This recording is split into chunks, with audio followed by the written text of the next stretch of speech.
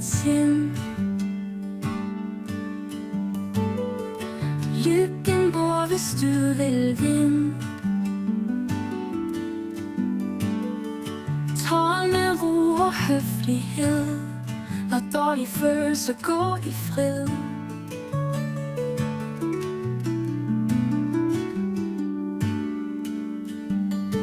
Bevæg dig frem, vær fri og stærk. Find lyset i hvert et mærke. Lad smilende tænde din vej. Gå fremad uden frygt, ej. Syng det højt, lad lyden flyve.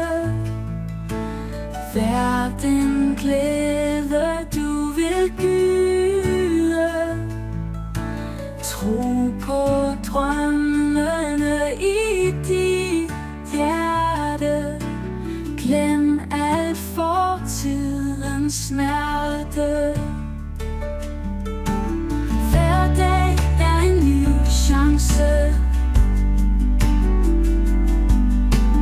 Livet er en evig dans.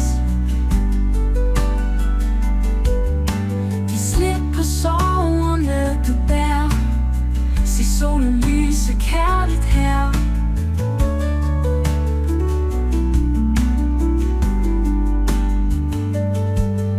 Lad håbet gro i din sjæl. Sig farvel til mørkets tvæl. Bliv den person du vil være. Spred din kærlighed, vi lærer. Syng det højt, lad lyden flyve. Vær den glæde, du vil gyde. Tro på drømmene i dit hjerte. Glem alt fortidens smerte.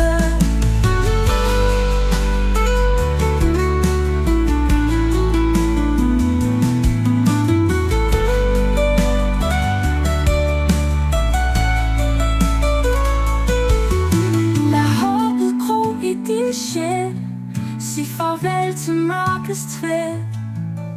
Bliv den person du vil være.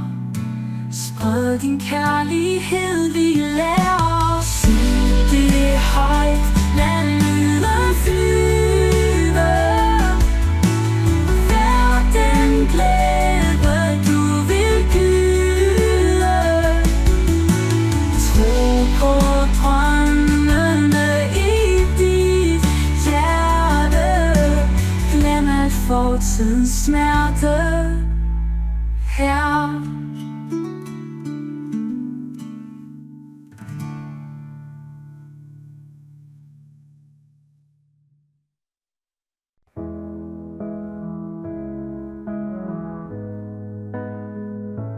Andre verdner i dit sind. Lykken bor, hvis du vil vinde. Tål med ro og høflighed, og dårlige følelser gå i fred. Bevæg dig frem, vær fri og stærk. Find lyset i hvert et mørke. Lad smilende tænde din vej. Gå fremad uden frygt dig. Syng det højt, lad lyden flyve. Vær den glæde, du vil gyde. Tro på drømmene i dit hjerte. Glem alt fortidens smerte.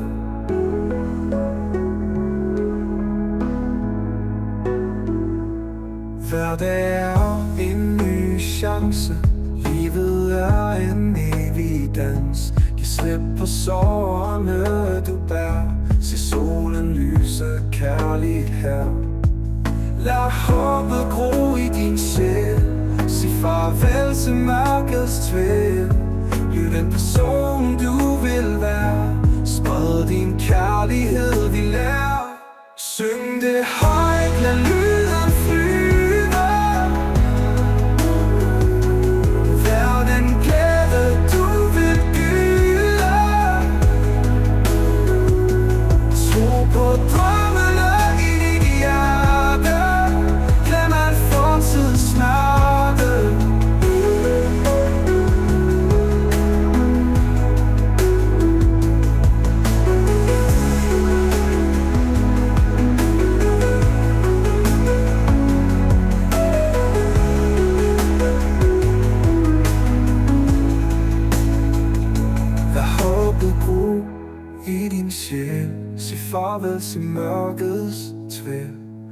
den person du vil være. Spred din kærlighed, vi laver. Syng det højt, lad lyden flyver. Vær den glæde, du vil gylde. Tro på drømmene i dit hjerte. Glem alt fortidens smerte.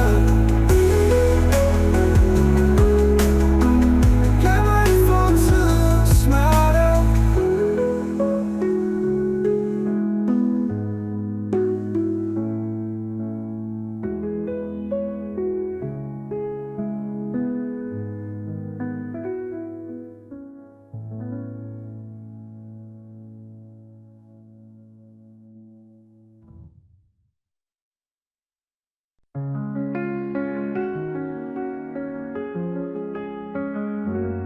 Ændre verden i dit sind. Lykken bor, hvis du vil vinde. Tål med ro og høflighed. Lad dårlige følelser gå i fred. Fremad vi går skridt for skridt. Uanset hvor mørket skidt. Håb det spirer i vores sjæl. Vi finder lys, ingen smertens fjæl. Bevæg dig frem, vær fri og stærk. Find lyset i hvert et mærke. Flyv mod drømmen, fløj så høj. Stå op, rejs dig aldrig bøj. Kig op mod stjernerne klar.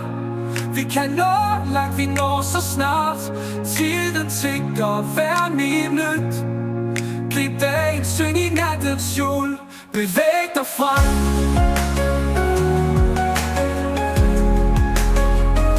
Bevæg dig frem.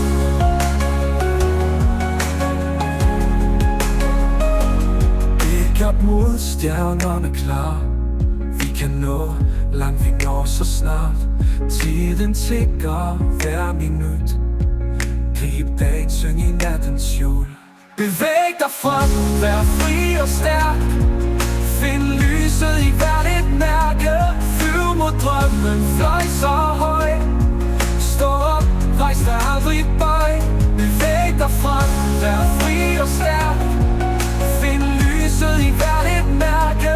Flyv mod drømmen, fløj så høj. Stå op, rejs dig aldrig bøj. Kig op mod stjernerne klar. Vi kan nå langt, vi når så snart. Tiden tikker hver minut. Grib dagen, syng i nattens skjul. Bevæg dig frem, vær fri og stærk. Find lyset i hvert et mærke. Find lyset i hvert et mærke. Flyv mod drømmen, fløj så høj. Stå op, rejs dig aldrig bøj. Kig op mod stjernerne klar. Vi kan nå langt, vi når så snart. Tiden tikker hver minut. Grib dagen, syng i nattens skjul. Bevæg dig frem.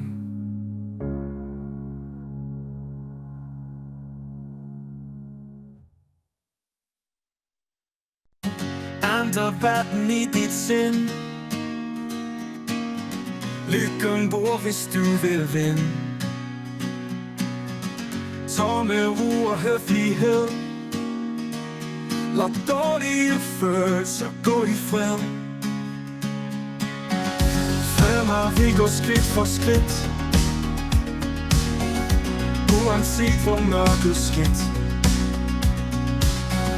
Håb det spirer i vores sjæl. Vi finder lys, ingen smertens fjæl. Væg dig frem, vær fri og stærkt. Find lyset i hvert et mærke. Flyv mod drømmen, fløj så høj. Stå op, rejs dig aldrig bøj. Kig op mod stjernerne klar.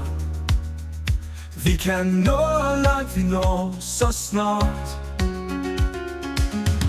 Tiden tikker hver minut. Grib dagen, syng i nattens skjul. Bevæg dig frem, vær fri og stærkt. Find lyset i hvert et mærke. Flyv mod drømmen, fløj så høj. Stå oprejst, vær aldrig møg. Kig op mod stjernerne klar. Vi kan nå langt, vi når så snart. Tiden tikker hver minut. Grib dagen, syng i nattens jul. Bevæg dig frem, vær fri og stærkt. Find lyset i hvert et mærke. Flyv mod drømmen, fløj så høj. Stå oprejst, vær aldrig bøj. Ændre verden, det begynder her.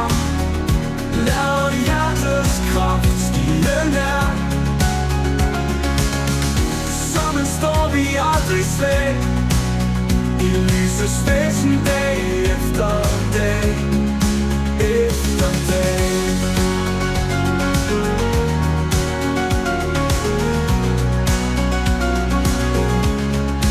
Efter dag.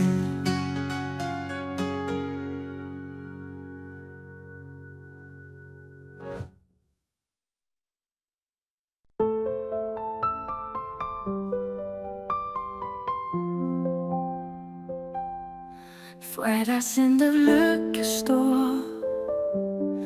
Høflighed i hvert et ord. Romantik i hjerteslag. Kærlighed vi finder dag. Lyset i dine øjne klar. Verden smiler når du svarer. Derfor da vi bygger bro. Kærlighed som altid gror. Med blid ro vi går sammen. Lykke og fred hvor alt står. Hold om mig, lad os danse. I natten hvor kærlighed rår. Hver eneste dag bliver lys. Når du står ved min side. Skal vi danse til måneder rejser. Blive i kærlighedsparadis.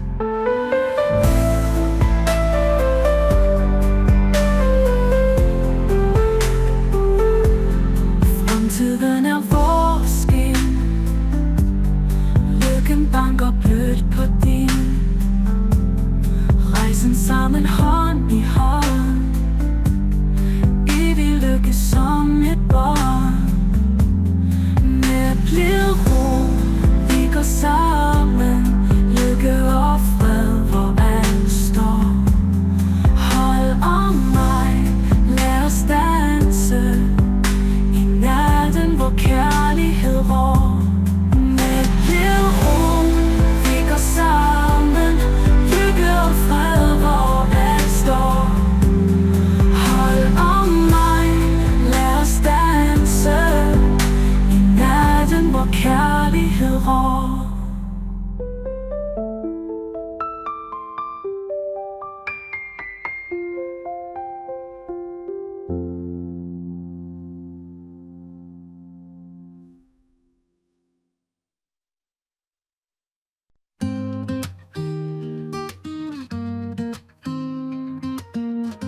Fredagsintet lykke stor. Høflighed i hvert et ord. Romantik i hjertets slag. Kærlighed vi finder dag.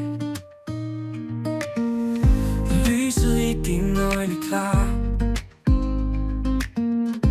Verden smiler når du svarer.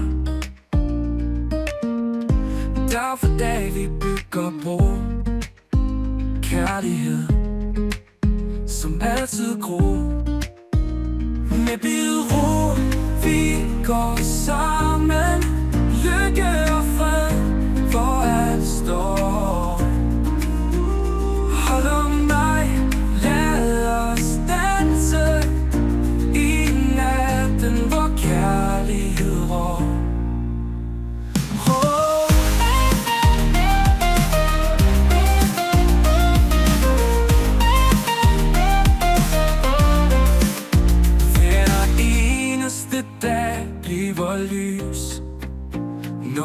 står ved min side. Skal vi danse til månerejser, blive i kærlighedsparadis. Fremtiden er vores skin, lykken banker blødt på din. Rejsen sammen hånd i hånd, evig lykke som et bånd. Med ro vi går sammen, lykke og fred for at stå. Hold om mig, lad os danse i natten, hvor kærlighed rår.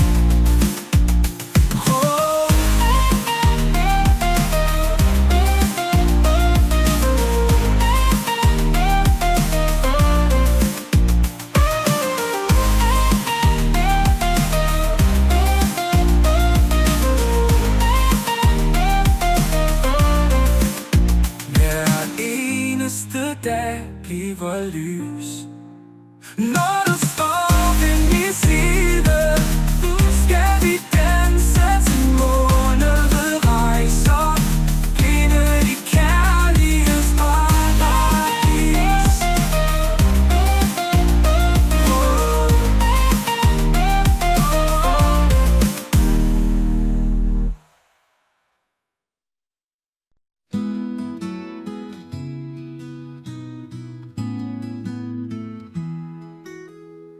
Fred er seltet lykke stor,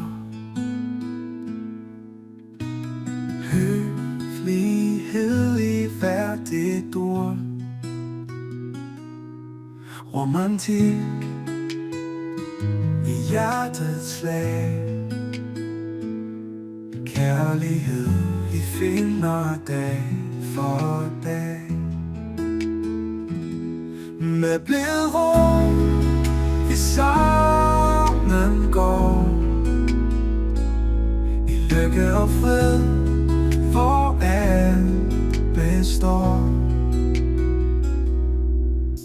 Solen stråler blidt os rør, vi finder fred, hvor vi før tør. Håb og drømme vil vi nå, kærligheden kan altid bestå. Med ro vi sammen går, i lykke og fred, hvor alt består.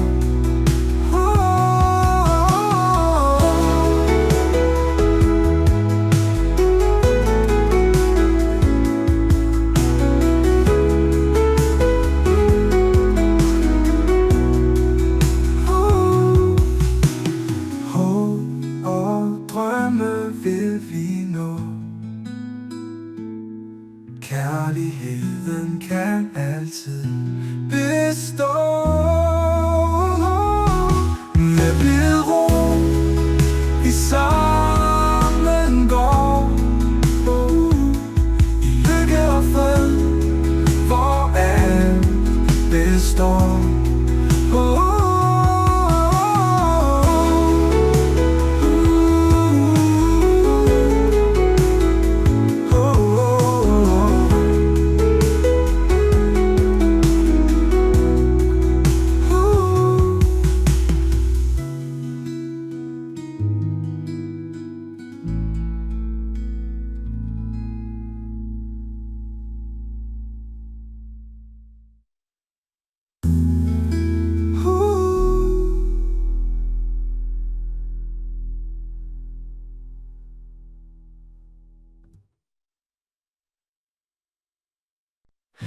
Fred er sindet lykke stor,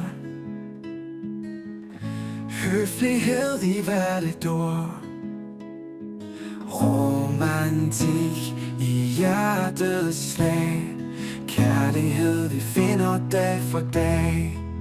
Med blidrum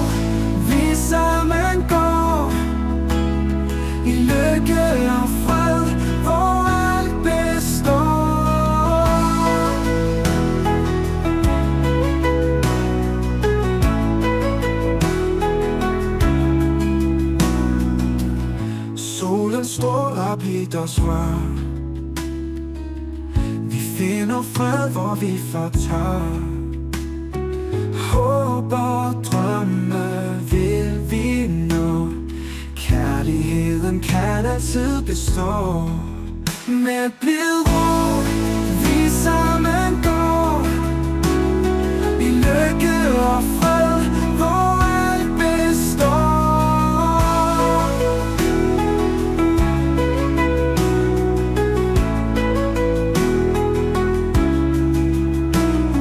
Solen stråler blidt os rør. Vi finder fred, hvor vi fortør. Håb og drømme vil vi nå. Kærligheden kan altid bestå. Med blid ro vi sammen går, i lykke og fred, hvor alt består.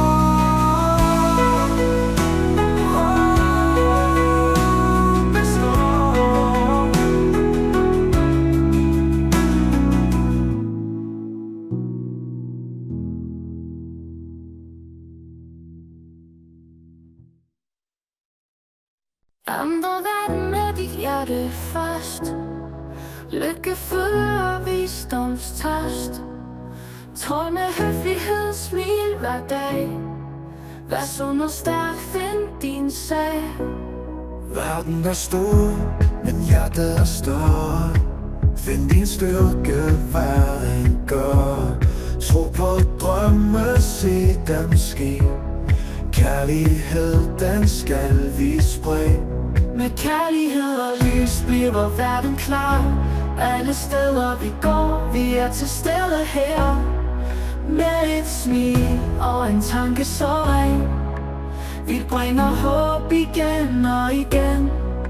For i morgen er en ny dag, vi ser. Tag skridt for skridt, vi kommer frem her. Tro på livet, tro på dig selv. Kærlighedens kraft er verdens fjeld. Med kærlighed og lys bliver verden klar. Alle steder vi går, vi er til stede her. Med et smil og en tanke så ren. Vi bringer håb igen og igen. Med kærlighed og lys bliver verden klar. Alle steder vi går, vi er til stede her. Med et smil og en tanke så ren. Vi bringer håb igen og igen. For i morgen er en ny dag, vi ser. Tag skridt for skridt, vi kommer frem her. Tro på livet, tro på dig selv. Kærlighedens kraft er verdens fjeld. Med kærlighed og lys bliver verden klar. Alle steder vi går, vi er til stede her. Med et smil og en tanke så ren. Vi bringer håb igen og igen. Ændrer verden af dit hjerte, kære ven. Kærlighed er kraften, som vi sender hen. Lykke følger visdomstørst. Ændrer verden af dit hjerte først.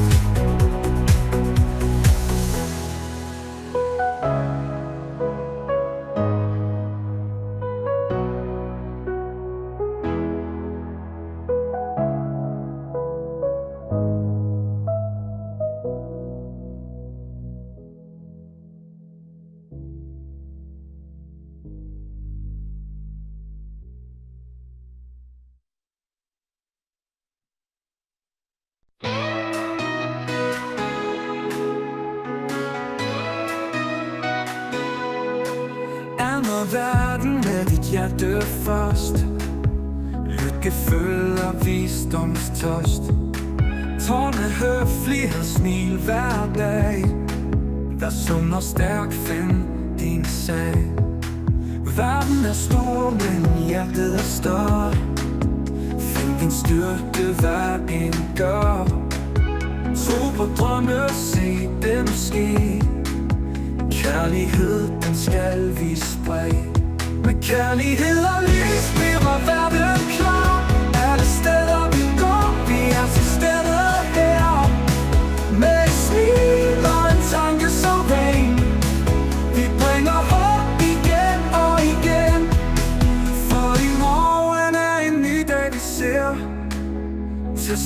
for skridt vi kommer frem her. Tro på livet, tro på dig selv. Kærlighedens kraft er verdens fjeld. Med kærlighed og lys bliver verden klar. Alle steder vi går, vi er til stede her. Med et smil og en tanke så ren. Vi bringer håb igen og igen. Med kærlighed og lys bliver verden klar. Alle steder vi går, vi er til stede her. Med et smil og en tanke så ren. Vi bringer håb igen og igen. For i morgen er en ny dag vi ser. Tag skridt for skridt vi kommer frem her. Tro på livet, tro på dig selv. Kærlighedens kraft er verdens fjeld. Med kærlighed og lys bliver verden klar. Alle steder vi går, vi er til stede her. Med et smil og en tanke så ren. Vi bringer håb igen og igen. For i morgen er en ny dag vi ser. Til skridt for skridt vi kommer frem her. Tro på livet, tro på dig selv. Kærlighedens kraft er verdens fjeld. Ændre verden med dit hjerte, kære ven. Kærlighed er kraften, som vi sender hen. Lykke følger visdomstørst. Ændre verden med dit hjerte først.